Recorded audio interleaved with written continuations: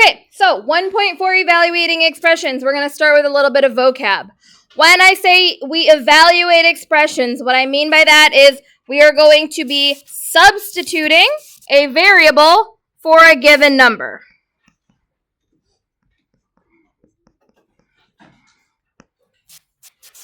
So you might see something like x equals 3. We replace everything that has an x in it with a 3. Once we have substituted in our values for our variables, then we are going to use what we did yesterday, order of operations, aka GEMDAS, to simplify our expression.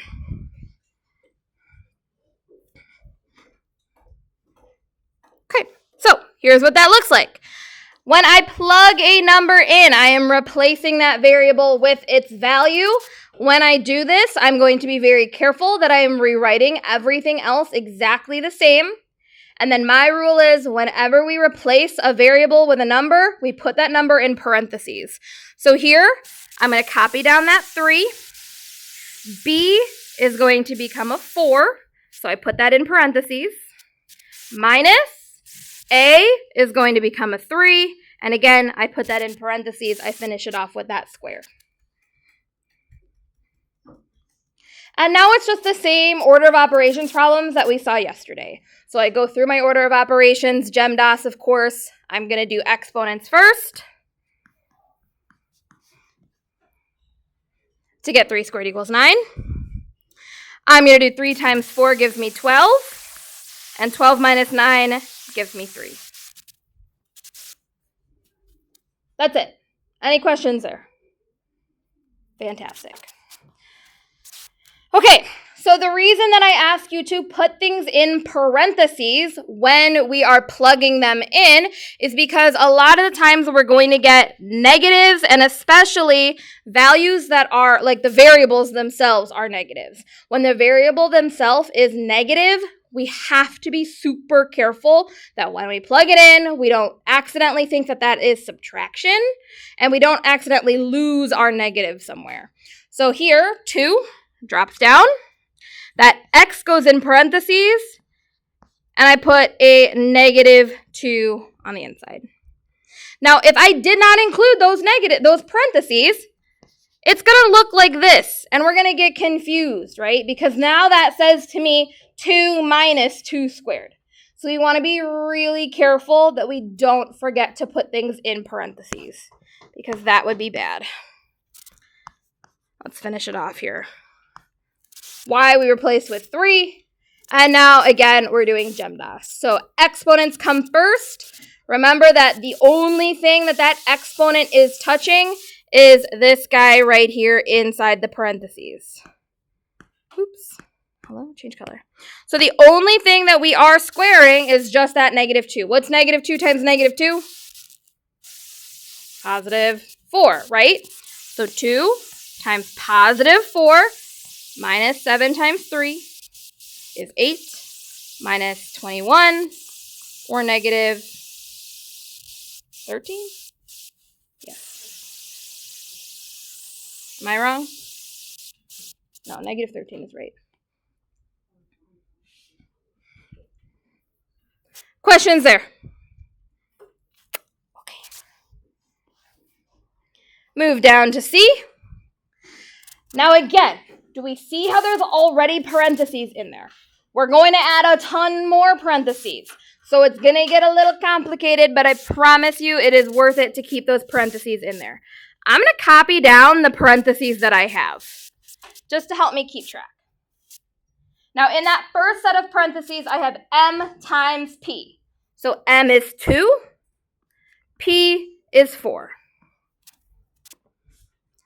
In that second set of parentheses, I have m times p squared. Now, watch what happens when I put m times p squared in here. I put an m in its own set of parentheses.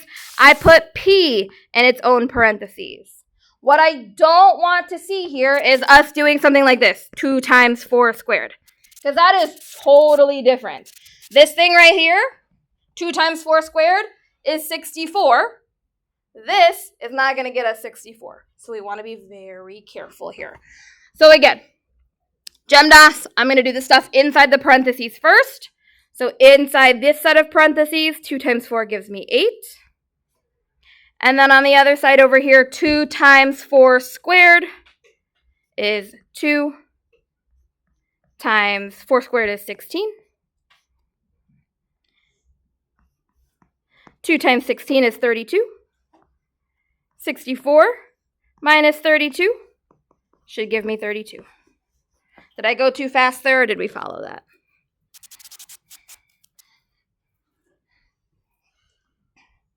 Okay, last one here like this. I have a lot going on in letter D, so I'm going to use some color coding to help us out a little bit just for this first step because there's a ton going on here.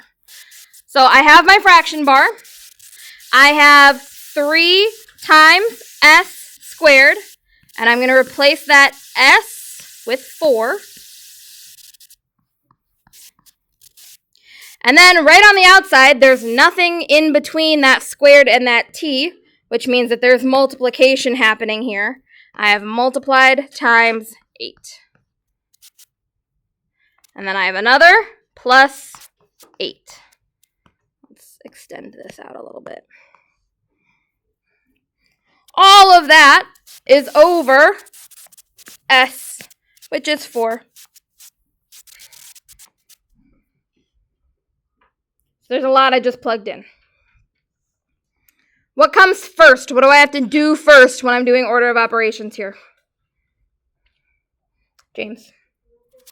Yeah, the parentheses. 3 times 4 inside of those parentheses comes first. Well, 3 times 4 is 12.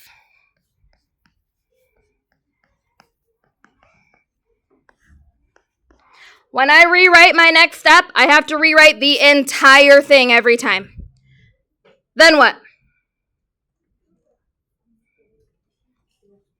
Yeah, 12 squared comes next. 144 times 8 plus 8 all over 4. And I'm going to run out of room, so let's move over here. Well, 144 times 8, that might be something that we put into our calculators. 1,152 plus 8 all over 4. 1,152 plus 8 gives me 1,160 over 4. And then we finish it off. We can finally do that division. We should end up with 290. Any questions there? We all got to 290? Okay, fantastic. Okay, look at this one. They tried this. Something is incorrect. Can somebody find what's wrong here? Jaden? Yeah, that 1 that's right here in step number 2, it was an R, and we know that R is -1, so they forgot the negative. Forgot the negative. That is a really common mistake that I see all the time, so it's really good that we're pointing it out here. Do not forget your negatives. Try your very best. Look over it 3 times if you have to. Don't forget those negatives. Any questions on that?